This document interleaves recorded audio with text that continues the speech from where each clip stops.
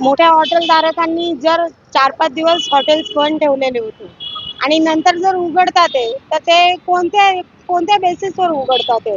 जर त्यांना सिलेंडर भेटले तरच त्यांनी उघडलेत ना. त्याच्याशिवाय ते उघडूच शकत नाही. आणि त्यांचं असं नाहीये ना, की 1-2 सिलेंडरमध्ये होईल. त्यांना दिवसाला 4-5 सिलेंडर लागत असेल, ते जर हॉटेल आपल्याला उघडे दिसतात तर त्याचं हे काय म्हणजे काहीतरी असणार तेव्हाच ना. का कोण बोलतं ह्याच्याकडे भेटेल, कोण बोलतं त्याच्याकडे भेटेल, कोण बोलतं त्याच्याकडे भेटेल.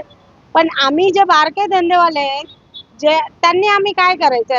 आज उन्हामध्ये बायका बघताय, किती दिवस करतील ह्या?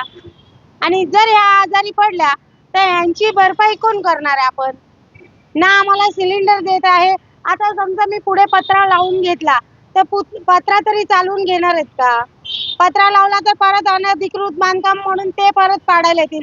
मग आम्ही म्हणजे मला काही पर्यायच सुचत नाहीये, की ह्याचं काय करायचं? माझा आरोप आहे, की सिलेंडर भेटतात आहे.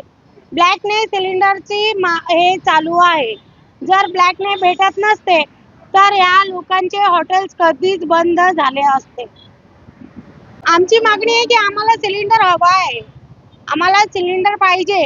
आज छोटा सिलेंडर लावल्यानंतर तुम्ही येऊन चेकिंग करताय, नाही हे नाही चालणार, असं नाही चालणार, तसं नाही चालणार. अरे मग त्याला पर्याय काय? पर्याय काहीतरी पाहिजे ना आम्हाला.